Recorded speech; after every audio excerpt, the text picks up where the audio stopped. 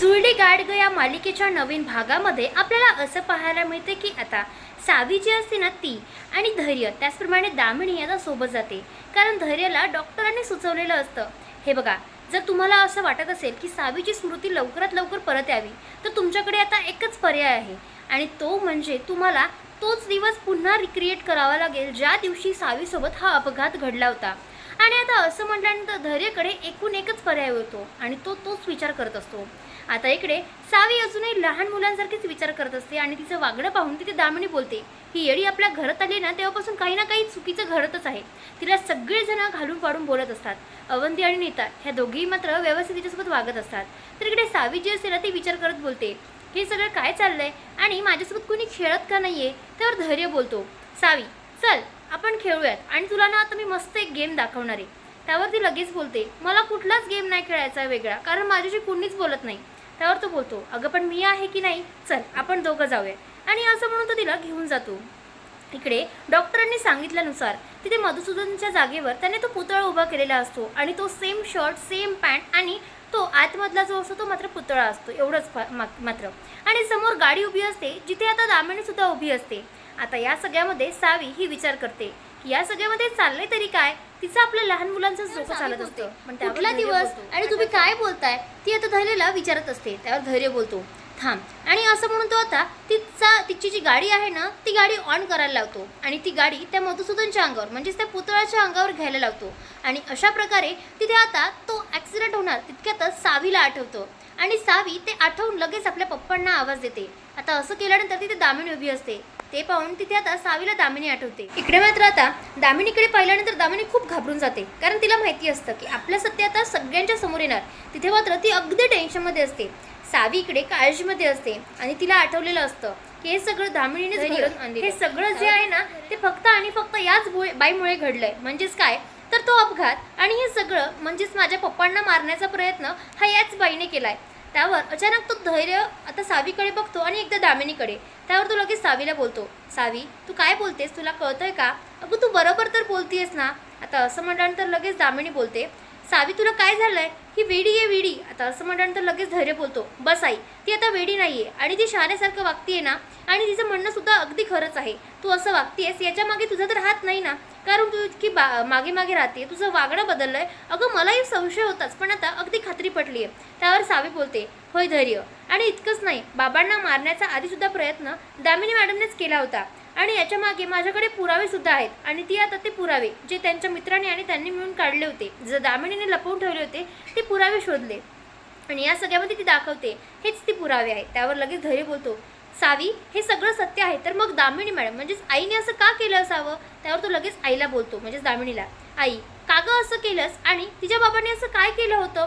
या सगळ्यामध्ये दामिनी ततापप्पा करत असते. त्यावर तो लगेच बोलतो, हे बघ आई, मला तुझ्याकडून हा विश्वास तुझ्यावर मला इतका संशय होता पण तुझ्यावरचा इतका विश्वास तू मोडला आहेस ना, मला खूप वाईट वाटतंय. त्यावर लगेच दामिनी बोलते, हे बघ धैर्य, हे सगळं चुकीचं आहे, ही मुलगी तुला भडकवण्याचा प्रयत्न करते. त्यावर लगेच तिथे धैर्य बोलतो, आजपर्यंत मी तुझ्यावर इतका विश्वास ठेवला तेव्हा तू कधीच या गोष्टीचा विचार केला नाही. माझ्याजवळ सावी येण्याचा प्रयत्न करायचीस तेव्हा तूच आमच्या मदत काही ना काही निर्माण करायचीस ना. आणि संकट निर्माण केल्यामुळे तुला असं वाटायचं की आम्ही दोघं वेगळे वेगळे होऊन जाऊ, पण आम्ही कधीच या सगळ्यामध्ये कुठल्याही परिस्थितीमध्ये वेगळं झालो नाही आणि तुला ह्या सगळ्यांचा राग यायचा आणि म्हणून तुने हिच्या वडिलांचा अपघात करायचा आणि या दोघांमध्ये म्हणजे ही अपघात करायचा प्रयत्न केला होता. आणि त्या दिवशी हॉस्पिटलमध्ये. त्यावर दामिनी आता एकदम बोलते, काय बोलतोय धैर्य, तुला कळतंय का, अरे तुमच्या दोघांचं चुकी संसार व्हावं म्हणून मी किती प्रयत्न केलेत, मग तुला असं कसं काय वाटू शकतं. त्यावर तो बोलतो, बस आई हे खोटं नाटक करणं बंद कर. आता मला एक सांग, तू त्या दिवशी हॉस्पिटलमध्ये सावीच्या त्या सलाईनमध्ये इंजेक्शन टाकणार होती ते पॉयझनस तूच टाकलंस की नाही. आणि तुला काय वाटतंय इथे तू त्या नानांना आणले ते मला काही कळणार नाही. तू नानांना मुद्दामून हिच्यावर संशय यावा किंवा या सगळ्यामध्ये तिच्यावर नजर ठेवावी, पाळत ठेवावी म्हणून हे सगळं केलंस की नाही. त्यावर लगेच दामिनी बोलते, हे बघ असं मी काहीही केलेलं नाही. आता असं म्हटल्यानंतर लगेचच तिथे धैर्य बोलतो, बस आई किती खोटं बोलशील अजून, आणि हे सगळं का म्हणून, या सगळ्या प्रॉपर्टीसाठी काय मिळालं ग तुला ही प्रॉपर्टी कमावून. अखेर तू तुझा मुलगा तर गमावलास ना, आजपासून तुझा आणि माझा कायमचा संबंध तुटला. त्यावर सावी बोलते, धैर्य हे सगळं काय करताय, मला मान्य तुमचा खूप राग आहे आईंवर, पण तुम्ही यांना असंच सोडणार आहात का? म्हणजे त्यांना जेल नाही का दाखवणार? त्यावर लगेच दामिनी बोलते, काय बोलतेस तू सावी, तुला कळतंय का? आजपर्यंत मला कुणी जेल दाखवली नाही, मी कधी जेलमध्ये गेले नाही आणि तू मला आज जेलची भाषा करतेस. त्यावर धैर्य बोलतो, अगदी बरोबर बोलतेस सावी, तू अजिबात काळजी करू नकोस, मी याचा सुद्धा बरोबर बंदोबस्त करतोयस आणि तू मधुसूदन यांचा जीव घेतलायस ना, त्याच्यासाठी तुला खूप मोठी शिक्षा होणार आहे आई. त्यावर लगेच सावी बोलते, पण धैर्य, हे सगळं काय चाललंय मला काहीच कळत नाही आणि का म्हणून असं केलं असेल मॅडमने, कारण माझ्या पप्पांनी तर कधीच असं हे सगळं वागवलं नाही ना.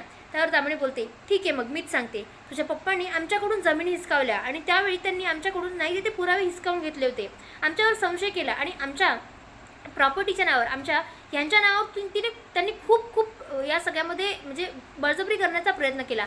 पण त्यांना त्या भिकारड्या लोकांची सेवा करायची होती आणि आम्हाला हे सगळं नको होतं, आम्हाला श्रीमंती हवी होती, पैसा हवा होता आणि माज हवा होता. तर इकडे तर धैर्य स्वतःहून सगळ्या तिथे पत्रकारांची परिषद भरवतोच, म्हणजेच मीडियावाल्यांना बोलवतो आणि या सगळ्यामध्ये हे सगळ्यांना कळणं योग्य आहे आणि हे सगळ्यांना कळायलाच हवं असंच त्याला वाटत असतं. त्यामुळे तो आता सगळ्यांना बोलून सांगतो की सगळ्यांसाठी एक महत्त्वाची बातमी आहे. आता असं म्हटल्यानंतर सगळे जमा होतात, सोबत सावीसुद्धा असते, पण यावेळी सावी मात्र ही अगदी व्यवस्थित झालेली असते.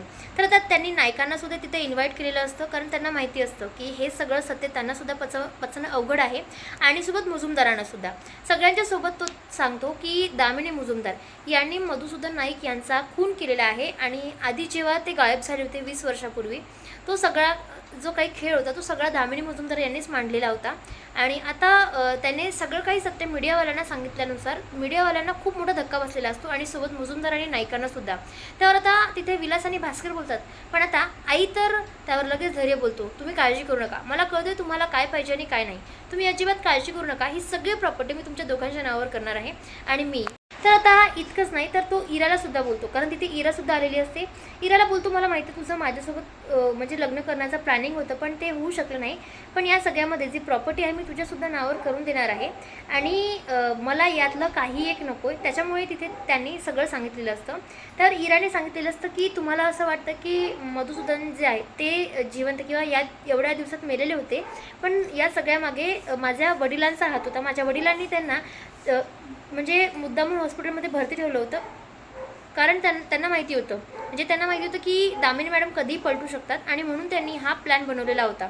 आता असं म्हटल्यानंतर तिथे त्यांना खूप मोठा धक्का बसतो आणि तिला हे सुद्धा कळून चुकतं की दयाचा खूनसुद्धा दामिनीनेच केला आहे. आता हे सगळं कळल्यानंतर दामिनीच्या विरुद्ध आणखी एक गुन्हा दाखल केला जातो आणि तिला जन्मठेपाची शिक्षा देण्यात येते आणि ती या सगळ्यामध्ये आता पोलिसांकडेच गेलेली असते, म्हणजेच काहीतरी कैदी म्हणून राहणार असते आणि या सगळ्यामध्ये ती खूप धुसफुसते. तर त्यावर धैर्य नानांना एका शब्दात बोलतो, हे बघा नाना, तुम्ही चुकीची कामात केलेत म्हणून तुम्हाला कमीत कमी शिक्षा मिळणार असं मी म्हणणार नाही. तुम्ही जर माझी साथ दिली आणि सत्याची साथ दिली असती तर तुम्हाला खूप कमी शिक्षा झाली असती, पण तुम्ही अगदी आईंची साथ देऊन खूप मोठं पाप केले, त्याच्यामुळे तुम्हाला शिक्षाही भोगावीच लागेल. तर नानांना त्यांची चूक कळलेली असते, ते सुद्धा जेलमध्ये जातात आणि इकडे आता भास्कर आणि विलास आपल्याला प्रॉपर्टी मिळाली म्हणून खूप खुश असतात. इकडे दामिनीच्या प्रॉपर्टीवरून धैर्याने आपला हक्कसोड प्रमाणपत्र जे असतं ते दाखल केलेलं असतं आणि कुठलीही प्रॉपर्टी मला तिची नको आहे, जिच्यामुळे हे सगळं घडून आलं आहे आणि म्हणून प्रॉपर्टीसुद्धा त्यांनी टाकून दिलेली असते आणि शेवटी त्यांनी आणि सावीने यांनी दोघांनी एक सुखी संसार हा छोटासा चालू केलेला असतो आणि आपल्या जीवावरच त्यांनी प्रॉपर्टी उभी करायची आणि सगळ्यांना व्यवस्थित सांभाळायचं हेच ठरवलेलं असतं. सावी खूप खुश असते, कारण आज तिच्या मनासारखं सगळं काही घडलेलं असतं. दामिनीला तिची शिक्षा मिळालेली असते आणि भाऊसुद्धा खुश असतात, कारण दामिनीच्या अशा पापाचा चेहरा जो असतो तो स्वतः धैर्याने समोर आणलेला असतो, ते पाहून ते सुद्धा खूप खुश झालेले असतात. आणि हा भाग इथेच संपतो. तुम्हाला हा भाग कसा वाटला ते आम्हाला नक्की कमेंटमध्ये कळवा आणि असेच आणि लेटेस्ट नवनवीन भाग बघण्यासाठी आता चॅनल सबस्क्राईब करा, जेणेकरून तुमच्यापर्यंत लेटेस्ट भाग आणि व्हिडिओचे पोहोचत राहतील. भेटूया पुढच्या भागात, तोपर्यंत शुभरात्री.